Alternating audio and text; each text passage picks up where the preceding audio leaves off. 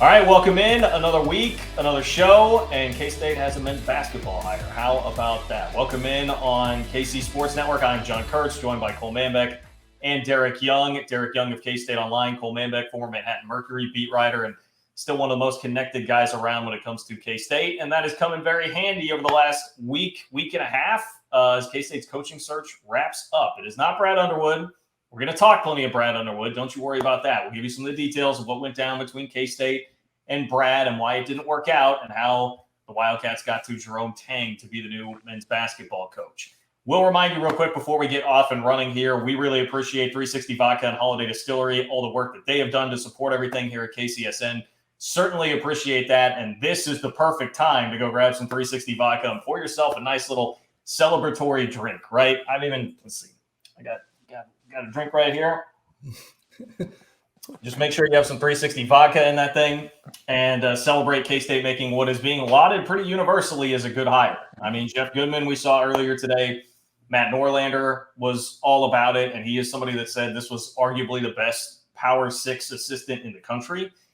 And this has been an in vogue thing to do. You have a lot of coaches like at Arizona, at North Carolina, at Texas Tech that followed this same pattern that K-State is going with Jerome Tang, a longtime assistant that had not been a head coach before, taking that head coaching job, and K-State does the in vogue thing and gets arguably the best Power 6 assistant in the country. DY, I'll start with you. I mean, you're somebody that's in the trenches every day talking about this. You know the business really well. You hear from people from all different angles.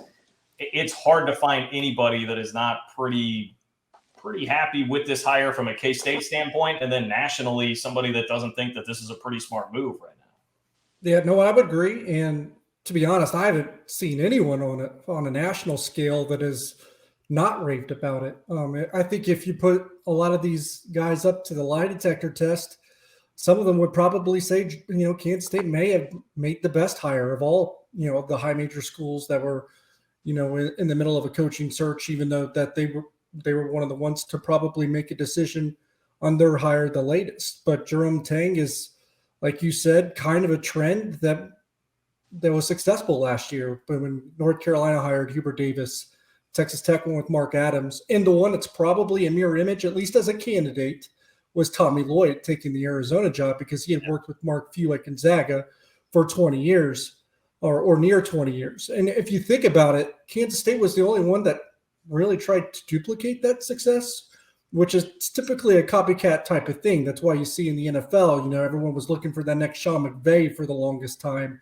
And you saw a lot of hires made because of that. But Kansas State was really the only school, at least to this point, that went to the well of a high major assistant coach, associate head coach that had been on a staff for quite a while. Everyone else kind of went mid-major head coach or, took someone from a lateral position. So it'll be interesting to see how that unfolds. But this is clearly a universally beloved hire, and not just within national media. You alluded to it as well. It's the first time I've seen the Kansas State fan base unified behind one coach in quite some time. It took some time. Yeah, it took some time. It kind of evolved a little bit under Kleiman, even if not to this scale. And this one has kind of even blown that one out of the park, even after the first, revolt against Kleiman at first. Then the waters kind of calmed there, for lack of a better phrase, I guess you want to say. But no, this is universally beloved even within the fan base, probably more than I was expecting. Yeah, I mean, K-State hit it out of the park with the way the fans are praising this hire. It seems that a fractured fan base is now unified again with the Jerome Tang news. And yeah, K-State fans all over social media, you get on the message boards, everybody seems united in thinking that this is a great hire. So credit to Gene Taylor, everyone in the athletic department that made this work. I mean, I think consensus was that, at least among us, that Jerome Tang, once you got past Brad Underwood, was probably the best option for Kansas State. I like the high upside hire rather than the known floor. I rather go with a guy like Jerome Tang that has the upside, who has a higher ceiling, than a guy that's been fired like an Archie Miller, someone like that, or a mid-major guy. Now, mid-major guys can have higher ceilings as well, but Jerome Tang just has that high upside, the recruiting connections, the staff that he could assemble. I think it's perfect for Kansas State. And I'm really excited. I mean, texting tons of people this last 24 hours. Everybody seems to be thrilled. I think it's a home run, and really looking forward to the staff that he assembles. I think Kansas State's going to make some inroads recruiting that they haven't done in a long time. I think there's going to be a lot of talent that's going to come to Manhattan. And, when Jerome Tang steps in that living room of kids, and we saw a video today of him with his national championship ring, right? Baylor has become the new blue blood in college basketball. Everybody has seen what they've done. They won the Big 12 or had a share of the Big 12 title back-to-back years. They won the national championship. They've been to 5 Sweet 16s over the last 10 plus years, right?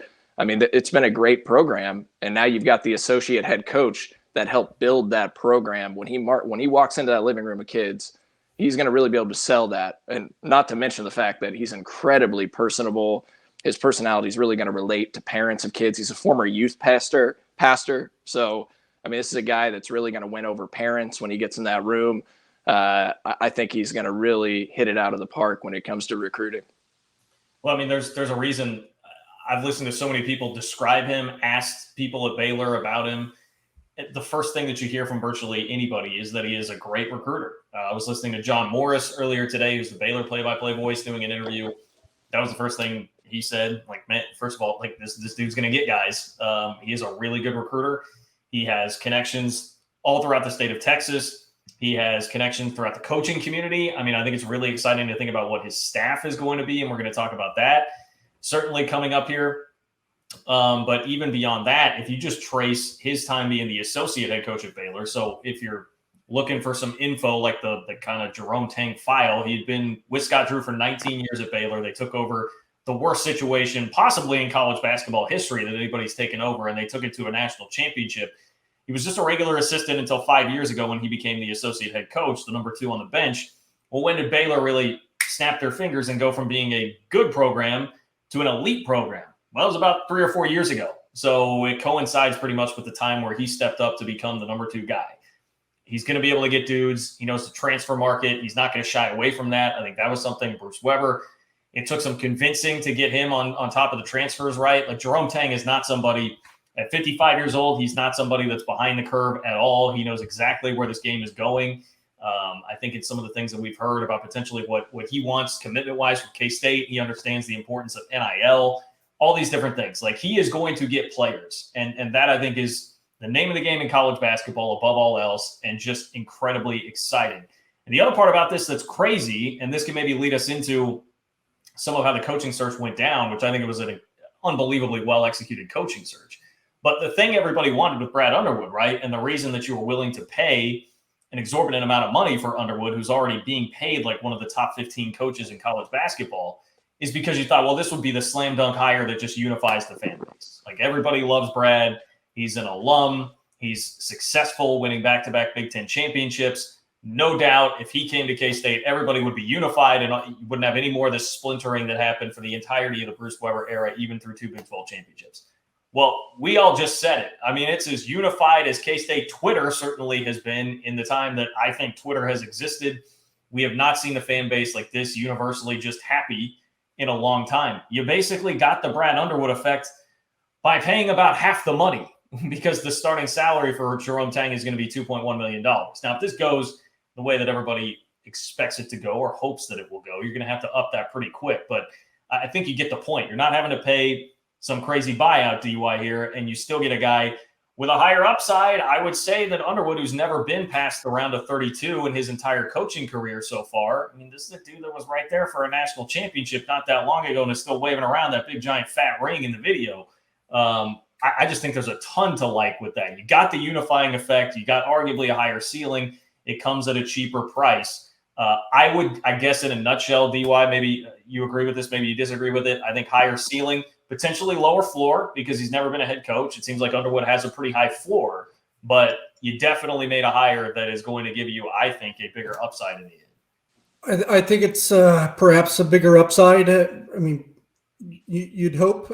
I mean, the upside with Underwood we've already seen is also 2 Big Ten championships already. So it can Jerome Tang win 2 Big 12 championships. The past head coach did. So I mean, it's not beyond anyone's wildest dreams at all. And I would consider this to be a very forward-thinking hire, because when it comes to Jerome Tang, especially when you look at maybe the rest of the candidates in the field, and I know a lot of them were younger, but he is someone that, like you said, really kind of gets it when it comes to maybe the new modern era of college athletics. When it comes to the NIL, the transfer portal, he has been definitely more welcoming and embracing the new era and how to relate to that new kid despite being 55 years old, because this isn't the same college student that we've been accustomed to maybe at the beginning of the Bruce Weber tenure, and that's probably why it kind of fizzled out near the end. So I think it's a very forward thinking hire, and you started to touch on it, and I would agree with it, that the pull that Jerome Tang has is probably what really might set him apart when it does come to upside, at least in comparison to the other candidates that might have been considered for the job, because he can perhaps unlock something that I'm not sure any candidate could have. I'll pull it from actually a premium article that we did at K-State Online, what a source told me. So this is kind of a sneak peek into that. But here's the quote. It says, Coach Tang has so much pull in the industry, so we don't know what he might be able to pull off in the next few weeks and months. Some assistants and some recruits that otherwise might not be available very well could be. So I think that's just a sneak peek into he could really raise your ceiling and probably open up doors that probably wouldn't have been there with any other coach. Yeah, a couple things on those connections, guys, that he has. I mean, he's got connections throughout America when it comes to college basketball. And I listened to a podcast, trying to familiarize myself with him more, Sikkim 365 podcast that he recorded in November of 2020 with those guys. And it was a great listen. And he talked about how with Alvin Brooks, one of the other assistants, former K-State assistant, now Baylor assistant, when the pandemic hit, they formed a podcast or it wasn't a podcast, but they formed a meeting where they did like Zoom meetings weekly with other young up and coming coaches to just try and guide them, help them. He built relationships through that mechanism with some of those coaches. He talked about how, he developed some relationships, and, who was the next Yerlich Maligi is a name that he mentioned, who was a Texas Tech assistant with Chris Beard, now at Texas, and helping identify some of those up and coming coaches. He wanted to help them. He connected with them. The other thing that he talked about, this is a guy that's going to build relationships. He knows how to build relationships with kids, with parents, with everybody. And when you look at what he has done, he talks on this podcast about how he would take the Baylor players out to breakfast and they would talk to each other, about family traditions, Christmas traditions. He told a story about how his family, they buy matching Christmas pajamas every Christmas Eve. They take a picture in them. My wife makes me do that as well with the kids. And he told a story about how Ishmael Wainwright, former Baylor player just a few years ago, came back to Jerome, sent him a picture with his family with Christmas pajamas on. And it just shows, he builds long-term relationships with these kids, and it's meant to last. I think he's a guy that the players that you want to keep on this current roster at Kansas State, the Nigel Packs, the Marquise Noels, and others, that he's going to really relate to as well, because Baylor is a program that has put guys in the league, in the NBA, and they see what he's done with guards. They see what Baylor's done with guards. They had the best guards in the country last year. Adam Flagler, Maceo Teague, Jared Butler, Davion Mitchell.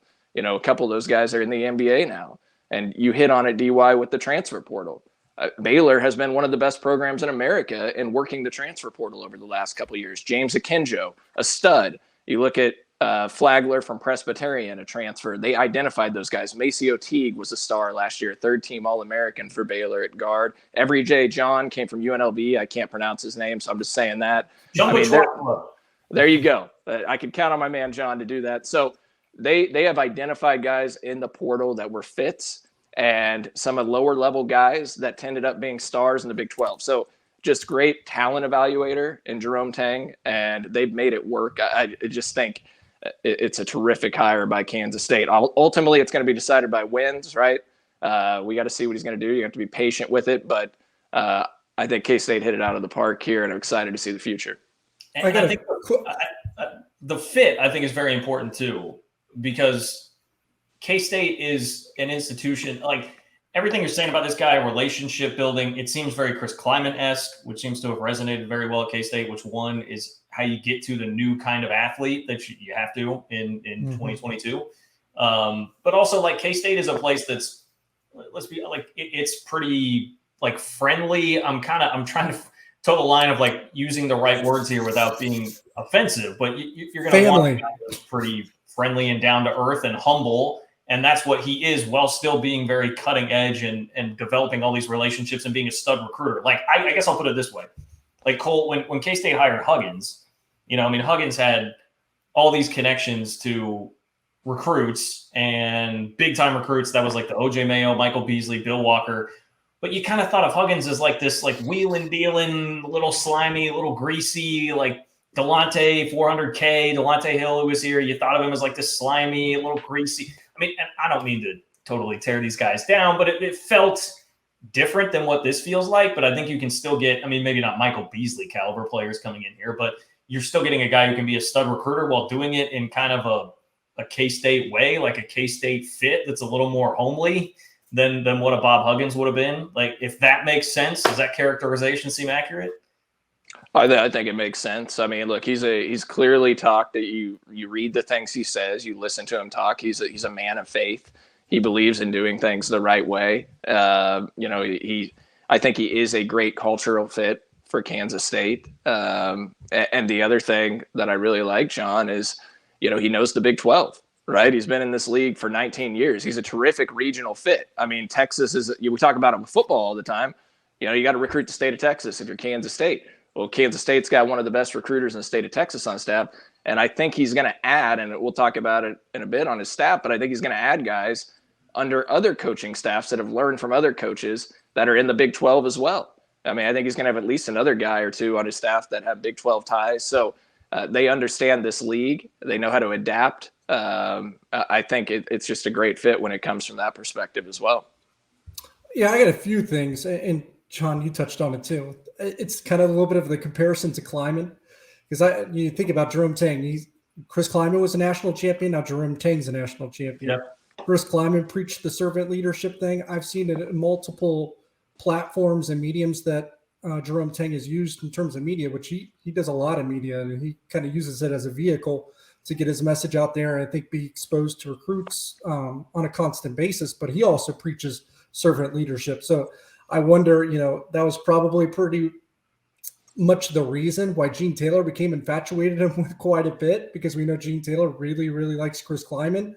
And when Jerome Tang comes through on these interviews, very much like Chris Kleiman, I can see why Gene Taylor probably had that connection and soared him to the top of the list just because of those comparisons and similarities.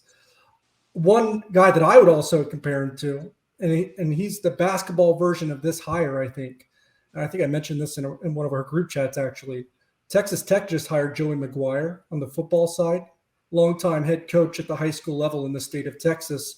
That was beloved, and a hire that was universally praised very similarly to this one, and it had a lot of steam behind it and a lot of buzz in general, and a guy with a lot of energy. So he's very much seems like a little bit the basketball version of Texas Tech hiring Joey McGuire. Some more overlap there. Where did Joey McGuire come from? He came from Baylor, even though it was Baylor football. So it just kind of speaks to what that athletic department has been up to in the past handful of years. They've had it pretty good there. And the last thing to take away is he's ingratiated himself to the students and this fan base quite a bit already, because he definitely knows what tunes to hit. I think I've seen him mentioned 3 different times and 3 different places, even since the hire became somewhat official, even last night, was, wanting to pack the Octagon of Doom. He's using the Octagon of Doom, using it in a standard language. I'm not sure I've heard a Kansas State coach do that, at least any time in the recent past, and having the best home court advantage in the country. I mean, he seems very much committed to that, and it's very much ingratiating his fan base, because that's what they want to hear. And he's giving them everything that they want to hear. He's feeding their appetite at this point. Yeah, and I almost feel bad bringing this up, because it's a situation in which a lot of people would trip up, and I understand how this mistake is made. But Cole will definitely remember this. Look, Bruce Weber stepped into a situation that was not enviable because of nothing that was his fault. The situation John Curry created with Frank Martin and so much fan unrest and angst. And then you bring in this guy who had just been fired at Illinois and Bruce Weber. Do you remember, Cole, the misstep that I'm going to bring up here at his opening press conference? When DY is talking about, hey, Jerome Tang's already all over the octagon of doom, and then Bruce, who's already fighting an uphill battle and people aren't happy about it, and there's a protest going on outside, steps up to his opening press conference and references Ernie Barnett instead of Ernie Barrett. You know, I mean, it was just like every little thing that could have gone wrong to get off on the wrong foot there for him. Yeah. The opposite right now with Tang. Yeah, no, I completely remember that situation unfolding, and that caused a lot of K-State fans who were already upset with the hire to then erupt, right? And social media was just kind of becoming more of a thing, Twitter, et cetera. K-State, the message boards, K-State fans were not happy with that mistake and that slip up. It's just a slip of the word of the mouth. But look, that was a knock on Bruce Weber. He wasn't great when it came to speaking in the public realm with the media, et cetera. Some of the things that he said. Actually, I think it was one of his biggest downfalls, to be honest. It was his ability to not convey his thoughts in a way that won the fan base over, and a lot of excuses, et cetera. Well, we've heard Jerome Tang speak, all right? This is a guy that's going to win when it comes to public relations. He's going to win the press conference. He's going to do great with the media. He does a ton of interviews. I think that's a key part of it. I mean, I think that's part of why the fan base will really be bought into him, because he's going to say the right things. And that's going to really draw in the fan base, and they're going to appreciate that. So, yeah, I do remember that situation, John, and it's a good call out. Well, let me bring this up, because the people, you know, if there are detractors out there, which, again, there are not many at all, but if you were going to play devil's advocate here, you would say, all right, well, so this guy's 55. He's been with Drew for 19 years. Why hasn't he gone and taken a head coaching job? Like, I will admit, if I'm going to do take integrity here, I mean, I've kind of killed Oklahoma for I'm not crazy about the Brent Venables hire for them. And he was a longtime assistant who just never took the job. Now, a lot of that to me is about Oklahoma versus K-State. I think at K-State, that would have been an excellent hire. If Duke were hiring Jerome Tang, I might evaluate it a little bit differently, but K-State is not Duke. But there is this thing of like, why weren't people beating down his door years before? One, I think the national championship, that does it. Like, you win a national title, people are going to come looking around like, all right, we need to take something off of this. Like, you guys are clearly doing something better than what you were doing before.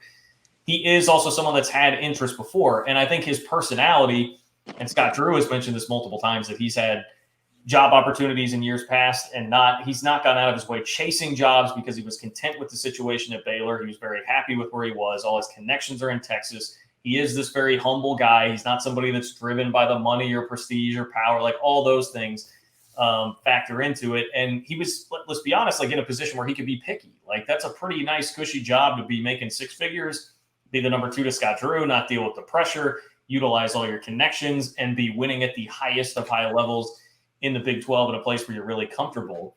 So you don't have to go crazy over whatever job opportunity it is that you get. We also now know that, like Matt Norlander referenced, he's had opportunities before and was arguably the best Power 6 assistant out there. I've heard a lot of talk about Cincinnati was very interested in him when they made their last hire. We know that I was told by Baylor folks that there were 5 other schools that at least requested to talk with him here this cycle. And Gene Taylor, in the video of him talking to the team, said that K-State was the only one he actually talked to. I don't know how much stock. Do you believe that? I was going to say, I don't know how much stock he actually put into that, but, you know. Just floating it out there. Point being, there have been other opportunities he's interested in. And I think the thing that should strike you is a guy that's had options and certainly was going to have options now after the national championship and 3 straight years basically being a number 1 seed caliber team.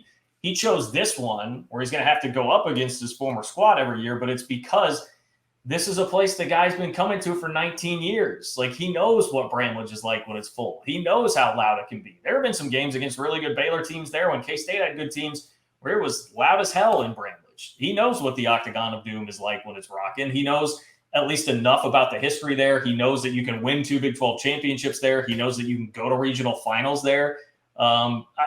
Honestly, like, K-State was fairly similar to Baylor there for a while. Maybe not quite as consistent, but they were pretty similar programs until Baylor really took off like a rocket in the last 5 years. So I think, to me, that's what makes it still compelling and gets me a little bit over the, well, hey, if this guy's 55 and never took a job before, like, why? That is how I would spin it and say, like, I'm legitimately, I don't worry as much about that as I think I would have on paper if you would have just given me his resume and credentials. Yeah, I'm probably glossing over it a little bit too. One thing I really do like that he references the Octagon of Doom so much already, and he has just embraced that. I think that's really cool. I think for him, location did matter. I think regional fit did matter. I think he's a believer in that and didn't want to go out of his comfort zone. And I think that is why he has rebuffed, some other opportunities. Were they high major jobs? A little skeptical of that, though I think he probably had opportunities to at least engage in more serious discussions with other high major programs and chose not to. Did he only talk to Kansas State of the high major schools this time? I have my doubts, but I think Kansas State was the only one that he really delved into on a serious level. I think I believe that part. And I think that he turned down head coaching opportunities in the past in multiple years. I just think those were probably mid-major jobs because I don't think that he was going to leave his cushy pedestal platform at Baylor, which was basically, like you alluded to, the comparison being Brent Venables, what he was at Clemson. I don't think he was going to leave that until he had a high major opportunity that he believed in and that was a fit for him and his family. And I think a Big 12 job was just the ticket for him.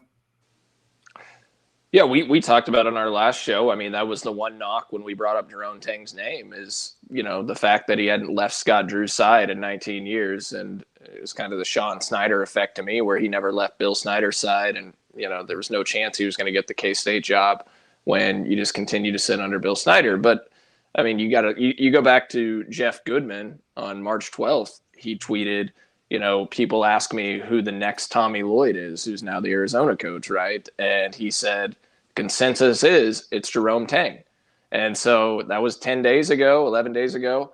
It seems like this is just a very universal respected hire by people that really know college hoops. And that gives me a great deal of comfort because these people know Jerome Tang. They talk to a lot of people in the industry. And the fact that it's being so respected universally from those folks makes me feel very comforted that K-State made the right decision here. And look what Arizona's doing right now under Tommy Lloyd too in the first year.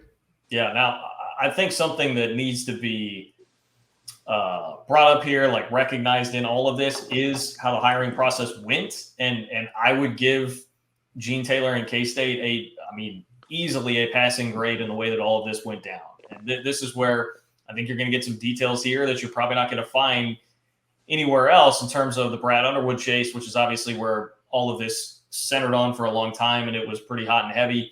And look, Underwood just lost in the NCAA tournament within the last couple of days. So it's easy, if you were going to say, well, hey, we didn't see any like agent leaks get out there to the Goodmans of the world. You didn't have the national guys talking about there being conversations. Like, did this actually happen? No, it happened. And a lot of this stuff goes through the back channels. And it definitely was in this case. And the way K-State played this was, hey, Brad Underwood reaches out with some interest. You're like, okay, well, I guess we need to pursue this.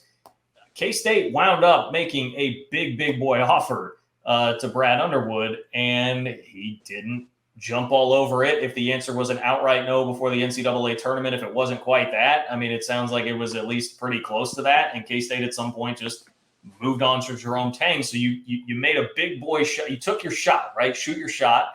K-State did that with Underwood, and they still had Jerome Tang, this universally lauded hire, waiting as kind of like the option underneath if you didn't get there. Now, Cole and DY have plenty more details than I do, so I'll leave it to you guys to share as much as you want on that front. But I just very much respect how the hire went down, where I think a lot of people, the Gene Taylor detractors out there, would look at it and say, like, this is this kind of like small-timey pud guy that just hired his buddy at North Dakota State. And, what does he really know? I think he handled this like a boss. I think he handled this like an AD should. Made a play at the guy that would have been a universally lauded hire in Underwood and still had another one waiting even when that one didn't work out. Yeah, whether it was the number one guy or the number two guy or 1A, 1B, however you want to break it down, what makes this a good process by Gene Taylor is he didn't have to go far down the list at all. I don't know that there's another school out there that really had that happen to him. Maybe Georgia, because they jumped on Mike White so quickly because he was going to get fired at Florida. But yeah, they didn't get far down the list. And I think that's, a credit to Gene Taylor and his process. They got one of their 2 or 3 favorite guys, and you can't discredit them or knock them for doing an exceptional job on that front.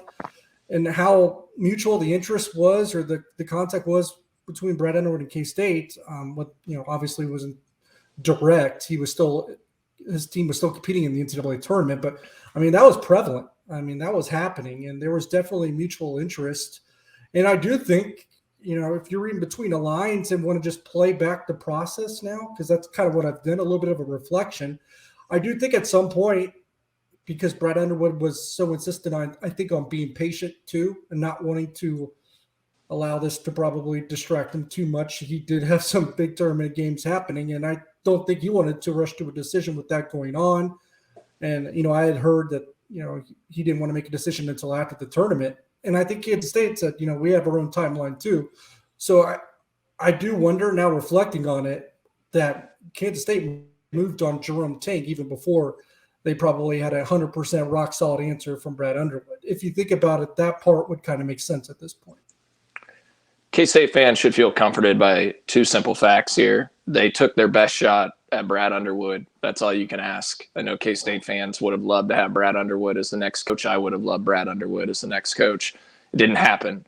But they took their best shot, and that's really all you could ask for. And I know for a fact that Jerome Tang was one of their top targets from the very get-go of this search, and they got him. So this was not a reach by K-State. They identified him early in the process, and they still ended up getting him after they worked the back channels to try and get Brad Underwood. It was kind of like 1A, 1B. Don't get Brad. Okay, let's get Jerome Tang. They were able to lock up Tang. So I think Kansas State fans should feel very good about that fact, that they did not have to reach to what DY said. You didn't have to drop down to another pool of candidates, that secondary tier. They got a guy that they really liked. Well, no one's really diving too deep into this. I mean, look, if I'm a K-State fan and I'm hearing Derek Young like, hey, they may not have gotten like a final total decision from Brad. Well, I'll just say what my opinion is based on what I know. And you guys, again, lay out what you want to lay out, what you feel like you can lay out here in a public forum. I mean, it just felt like they were getting jerked around at a certain point by Brad here in this process. And this is a guy that throughout his career has jerked a lot of people around. And I don't really begrudge him for that, because he's somebody that grinded for years at Western Illinois and at the junior college level as a head coach to finally break through and get to where he was making big money and big-time jobs and coaching his team in the NCAA tournament. And he wanted the job in 2012 at K-State, and John Curry didn't take him seriously. All of these reasons, I understand why it turns into like it's a business and you have to conduct yourself like it's a business. But this is the same guy that went through 1 year at Oklahoma State, a very encouraging year, and the day after his team was done in the NCAA tournament, he was on a jet to Champaign. That's how he's operated in the past, and he's also gotten back-to-back raises from Illinois, and it just, it felt like he was toying with K-State, potentially I don't know. You fill in the rest if you think it was trying to work for a raise from Illinois, which I don't know if that happens now based on their performance in the NCAA tournament. But it felt to me like you could just sniff out what was really happening here, and that it was just way too risky to sit around and try and wait until they were done and then wait on a decision, however long that was going to take from Brad, if he was going to take you seriously. Meanwhile, you've got Tang waiting in the wings, and that's a guy with options too. You can't jerk him around too much. It just, to me, it all became like, as much as the last time we spoke to you, like I was as all in on Brad as possible. And I still think it would have been very cool to have him here as the coach, and it would have been great. But it did not feel like that was the way that this was really headed, that it was going to work out. The way I would describe it is, did he negotiate this job and approach it like it was just any other job, instead of perhaps what people would want him to, the way they would want him to approach his alma mater or his dream job? Yeah, I think he probably did, like you said, meet this more like a business decision rather than, a dream job scenario where he's, making a consummate effort to come back home. So I guess it depends on if you think he should approach that job in a certain way, just because it was Kansas State and that's what's supposed to be near and dear to his heart. And it probably still is. I'm just saying your impressions of how he did this probably depends on how your feelings feel that he probably tried to negotiate pretty hard for this particular job at this time. Yeah, I'll be honest, guys. I don't feel great about how this worked out on Brad Underwood's end and how this was really handled. From all the information I've received, and there's been some people that are trying to say that I'm being just a mouthpiece for the athletic department and sticking up for them. That's ridiculous. Okay, I talked to way more people than just people in the athletic department. Well, not just that. Go check the tweets from whatever the hell day Chris Kleiman was hired. No, we don't need to go there. We don't want to point check to those that. tweets there and see if he's a shill for the athletic department. Yeah. Or your criticisms of Gene Taylor during when Iowa State got the Camping World Bowl instead of yeah. I have alienated all kinds of personal drama with all of us in the media over that thing. Yeah, I have alienated people over the things that I've said. All right, I'm definitely there's people that don't like me in the athletic department. All right, let's just say that. And so I'm not being a mouthpiece. I believe in presenting the facts. I believe the truth matters. I'm a former beat writer. I work in PR, right? But I believe that facts matter. So I'm not just going to go off what one person tells me in these situations. I'm going to get secondary sources. And, look, this outreach from Brad Underwood, it was initiated by his camp. This was not Kansas State. Nobody thought Brad Underwood was a realistic possibility 2 weeks ago, right? Nobody in their wildest dreams. That dream had died. We had given up on it. The success that Illinois had last year, the great season, getting a 1 seed. In my wildest dreams, with the buyout, the new contract he signed last year, a buyout of upwards of $10 million, I didn't think there was any way K-State could raise it. And before Kansas State's regular season ended, I was informed that Brad Underwood's camp had reached out and contacted K-State and expressed interest in the job, knowing that it was very likely to open up. And so, okay, I'm thinking this is genuine interest, that Brad Underwood really does want to come home. He's called it its dream job. He's 58 years old. Bob Huggins left Kansas State when he was 54, went home to West Virginia. He wanted to go home. He thought it was his last chance. He really loves his alma mater. His family was there, his dad. He left. All right. I thought there was a chance at that point when Brad Underwood's camp reached out that, maybe we could make something, maybe Kansas State could make something work. But I still didn't think they'd come up with the buyout money. And then we find out that Kansas State came up with the buyout money basically in a 24-hour period, that they had raised it. The donors, the athletic department worked very hard. Credit to the donors for stepping forward. I mean, a lot of people wanted Brad Underwood to come home. So they raised the money and the funds to make that work. There were some numbers exchanged of what could happen, what might make it work. Kansas State presented those numbers. It wasn't enough. They went with another offer. It was a more than fair and reasonable offer, if you ask me. Very competitive. More than fair and reasonable offer, if you ask me. A more than competitive offer, a contract that was close to matching what he's making at Illinois, and still wasn't enough. I mean, look, it's a business decision, but it didn't. And this is some of my personal feelings, right? Look, I love Brad Underwood. I covered Brad Underwood. I spoke to him many times, interviewed him. He told me it was a dream job. I wanted Brad Underwood home at Kansas State more than anybody. That was a dream to me. You guys saw me. I drew up a sign for my 5-year-old and had him at T-Mobile Center begging for Brad Underwood. Wishes, by the way. Yes, I went against my wife's wishes of using my 5-year-old as a pawn to get Brad Underwood to come to Manhattan. All right. Kansas State tried everything. They moved heaven and earth to try and make this work. They went with multiple offers. They fought tooth and nail to try and get something to work, and it just didn't. Ultimately, it's a business decision. But to me, if you really want to come back home, if you really, really love your alma mater and you value this seemed like the right time to do it. I'm not saying Brad Underwood doesn't have love for Kansas State. I think he does. He's obviously got a good thing going at Illinois. But this was a very good time for him. You look at Illinois' roster next year.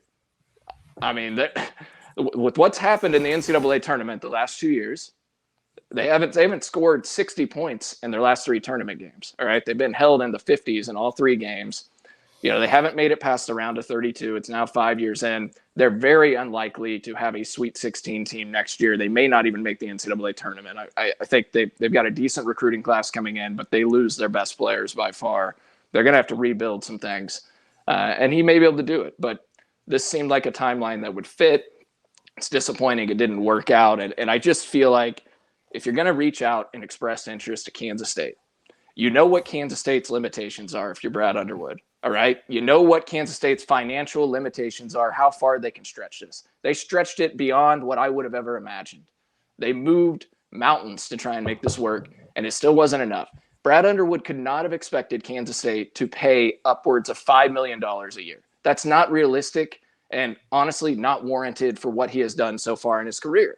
You cannot pay a basketball coach that's not physically responsible to be able to do that. And Kansas State was trying to get donor support to help with some of the salary as well. So me personally, maybe it's just naive by me thinking that, your love for your alma mater runs so deep that you would give up maybe a little bit of a few dollars when Kansas State's offering generational wealth that's guaranteed to you. I was clearly wrong, and it didn't work out. Brad Underwood's probably not going to have a chance to come back to Manhattan again to be the coach of Kansas State.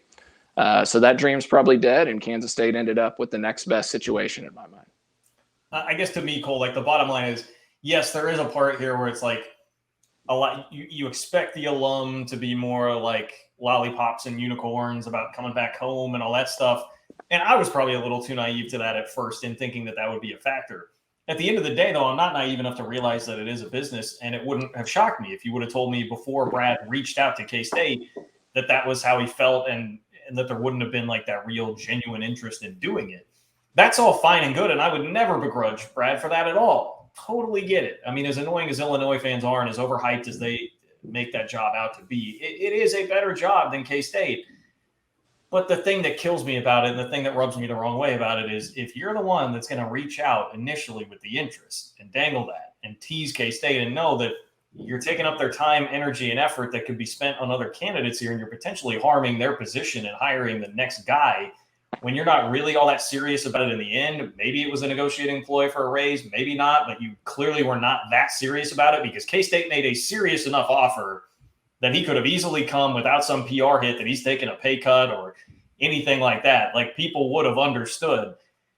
If you're going to do that whole song and dance and not actually be serious enough to take that kind of an offer, then don't waste K-State's time in the first place. That's the part of it to me that is very frustrating here at the end of the day. It's what's bothered me the most because, if Kansas State had just outreached to Brad Underwood and just said, hey, are you interested? And he would have just said, no, it's just not a good time. Totally would have got that.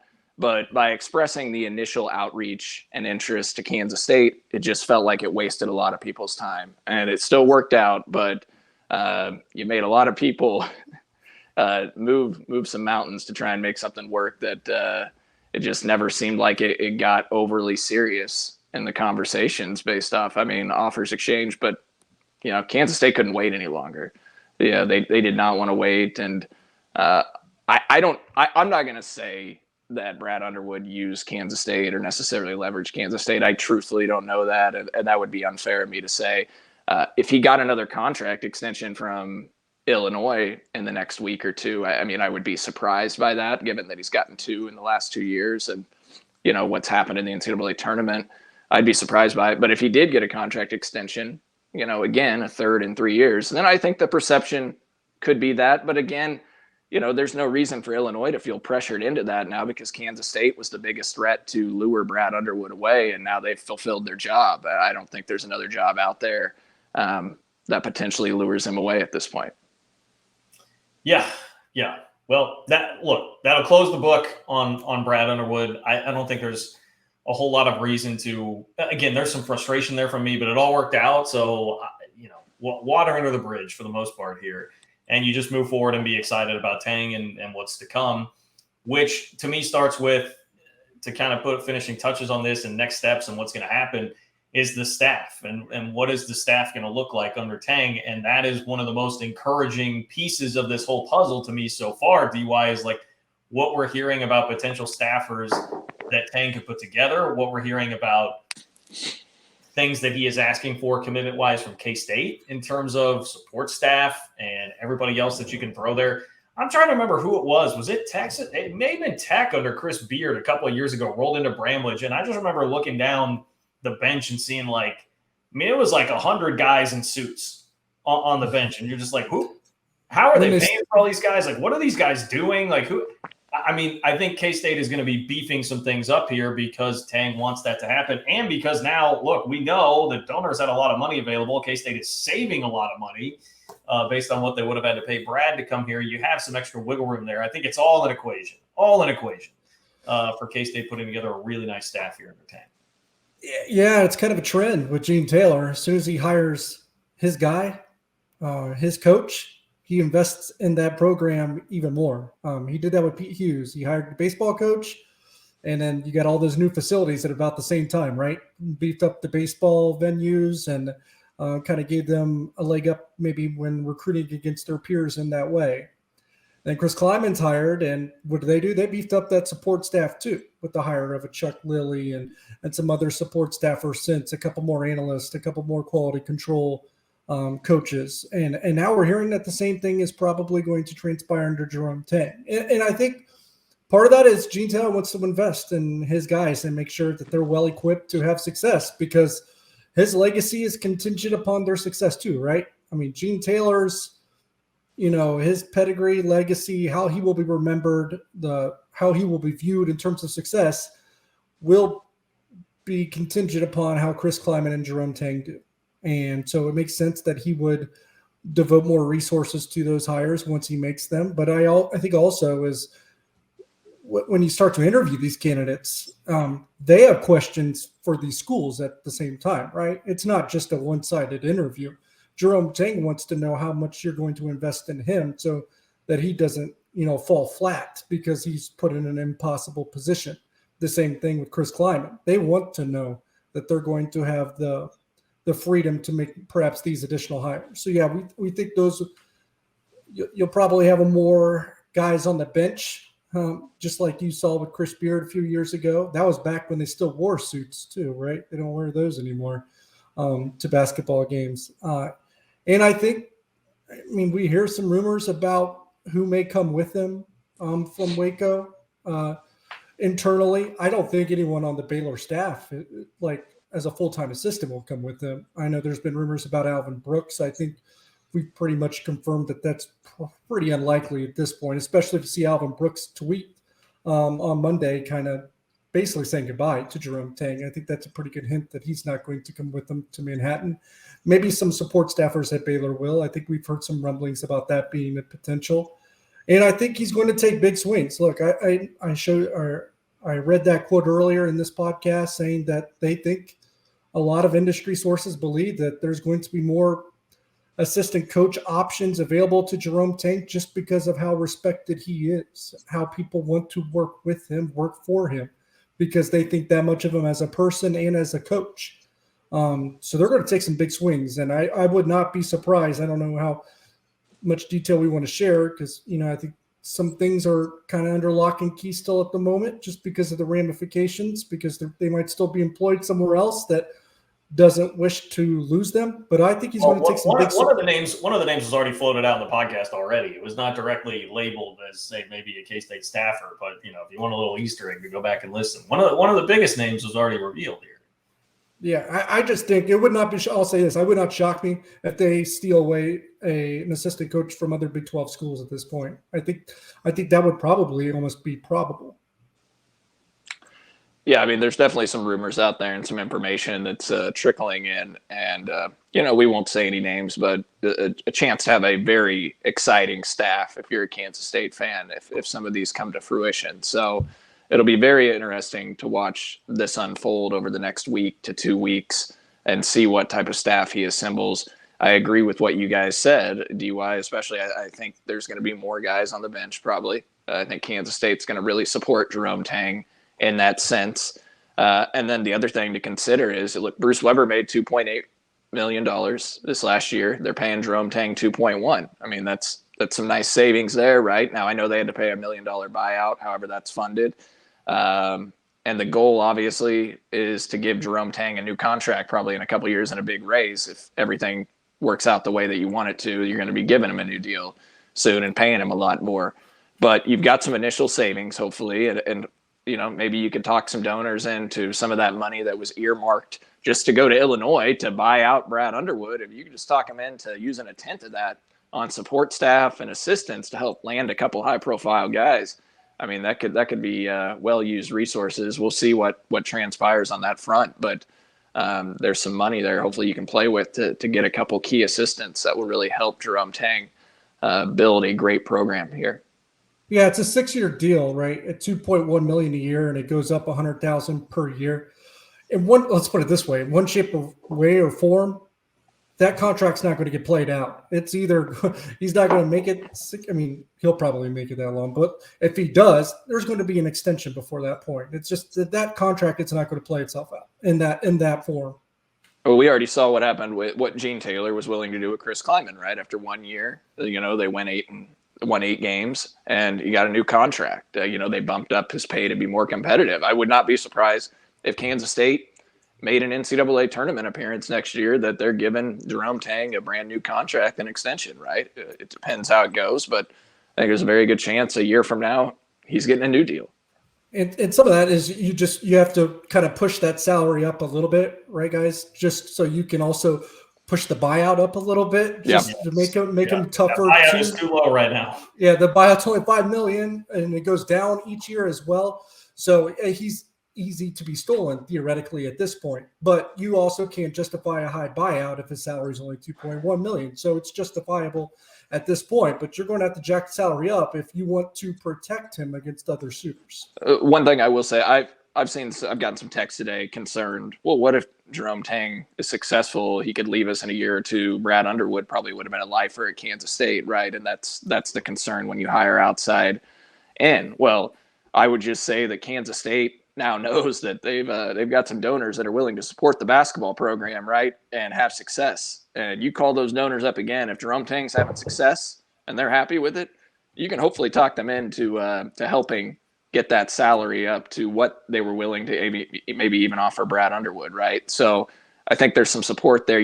That there's maybe some more resources that maybe didn't exist in the minds of us at another point that they can float that way if Jerome Tang is highly successful early, just to keep him in Manhattan, keep him happy.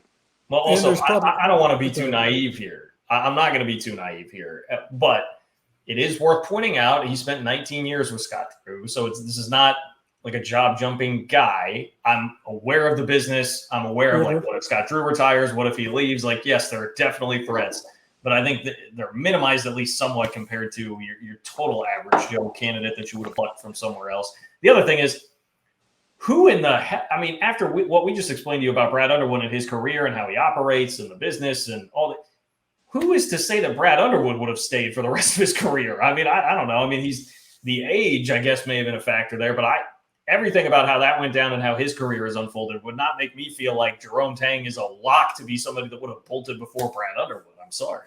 And not to say that he's in the last chapter of his career. He's really not, but he is 55 years old. So it's not like he's prepared to do a lot of job hopping at this point of his career either, just because of that. He's shown he's not a job hopper. And if he's really, kind of sought out Kansas State and picked this job on other opportunities, it kind of shows maybe he has some loyalty or would have some loyalty anyways. And you have to remember he picked them, but they picked him too. So I think there would be some loyalty there at some point too that would surprise some people. But let's also not get ahead of ourselves. He hasn't coached the game yet either. Yeah. To earlier things we talked about and alluded to, right? One of the benefits of hiring a guy from the Big 12 who's been here so long, he kind of knows what he's getting into, right, with Kansas State. And, it's not like hiring a guy from the East Coast that comes to Manhattan, Kansas. His family doesn't really like it. Jerome Tang's been to Manhattan 19 times, right? He knows kind of what it's like, what the atmosphere is like. And so he knows what he's getting into. It's not going to be a shock to the system when he gets here. The culture here, everything, I didn't envision this, not happy, family, et cetera. He knows this is a good fit for him because he's been able to experience this. So I like that aspect of it. All right, well, there's an emptying of the notebook, basically, with everything going on right now with Jerome Tang, the hire, Brad Underwood, all the drama that unfolded over the last week and a half. That is a typical coaching search, right? I mean, I don't think any coaching search, rarely anyway, does a coaching search go without any sort of drama. It's what makes it great for business for guys like Derek Young and, fun for everybody else involved here as well. So we hope you enjoyed it. We'll be bringing you more of these podcasts as things happen, more details on that. Stay tuned. Always appreciate Holiday Distillery and 360 Vodka. Again, raise your celebratory glasses, pour some 360 Vodka, and celebrate K-State making what appears to be on paper a hell of a hire with Jerome Tang as now the head coach of your Kansas State Wildcats. So appreciate all the work of BJ and Tucker behind the scenes. For Cole Manbeck and Derek Young, I'm John Kurtz. Thanks for listening once again to another podcast here on Kansas City Sports Network. Take care.